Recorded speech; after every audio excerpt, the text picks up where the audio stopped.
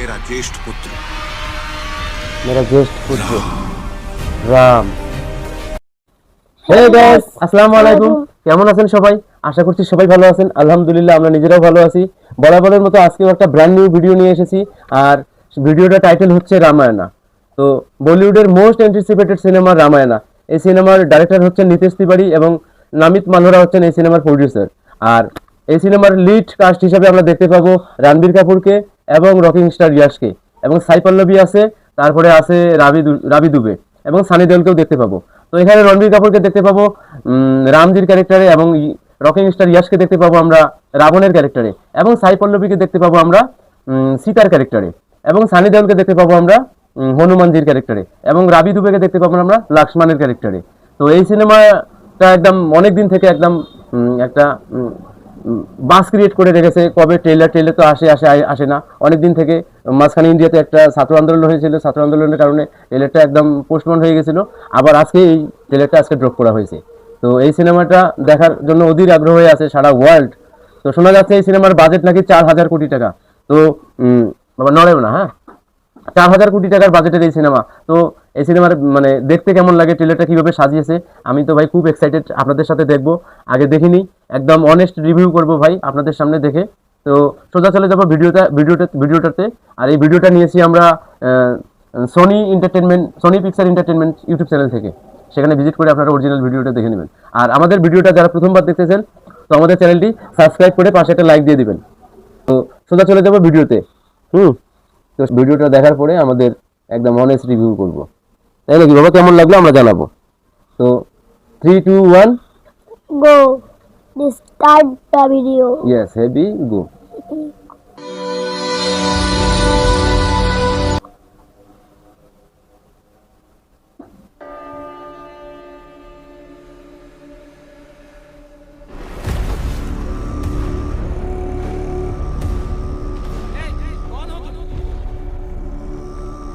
तुम्हारा नया राजा। क्या विजुअल है भाई। ओ नो, रॉकिंग स्टार यश का ये खुद का वॉइस है, खुद निजेर आवाज निजेर। देवलोक, ये है रावण। त्रिलोक, पाताल लोक,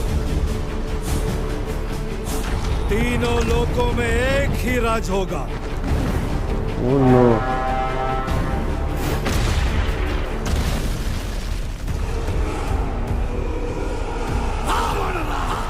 रावण। जब जब सृष्टि पर संकट आया है, भगवान विष्णु ने अवतार लेकर उसकी रक्षा की। मेरा ज्येष्ठ पुत्र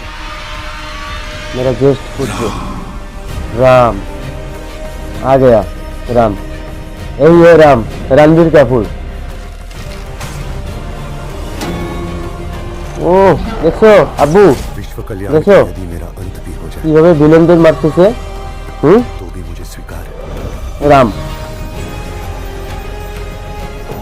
রাম অনেক ভালো। আগে যাকে দেখলাম না দাঁড়িয়েলা, ও হলো রাবণ, ও ভিলেন। निर्णय मैं ले चुका हूं। एक पुत्र होने के नाते अपने पिता के वचन का पालन करना मेरा कर्तव्य है। तुम्हारे लिए 14 वर्ष का वनवास। 14 বছরের বনবাস। সীতা, এই সীতা।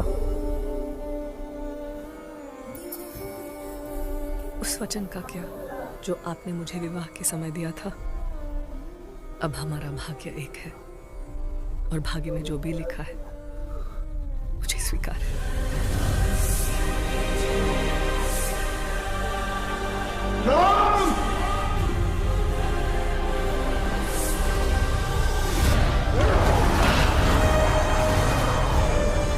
जनस्थान की राजकुमारी सूर्पनखा, वो मोहित हो गई है आप पे।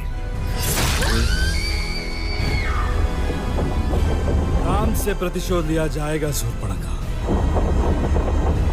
ना राम की मृत्यु किया साधारण बनाया। होगी, ये टास्क करो ना, मोबाइल नोट दे। ना उसका अपमान। रावण तीनों लोगों का स्वामी है। तो तीनों लोगों के सामने उसका वध करूंगा। मैं अपनी सीता को वापस लाऊंगा। আমি আমার সীতাকে ফিরিয়ে নিয়ে আসবো।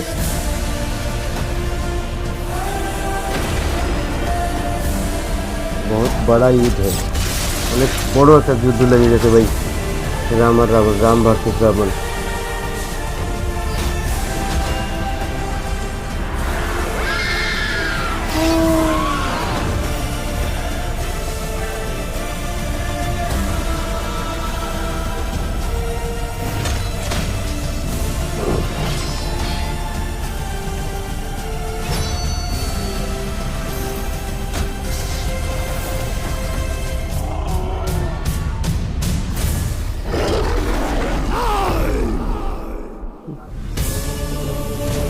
रामायण ये राम के युग का आरंभ है।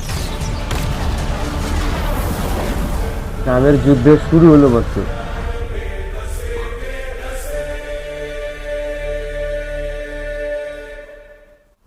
Wow, outstanding.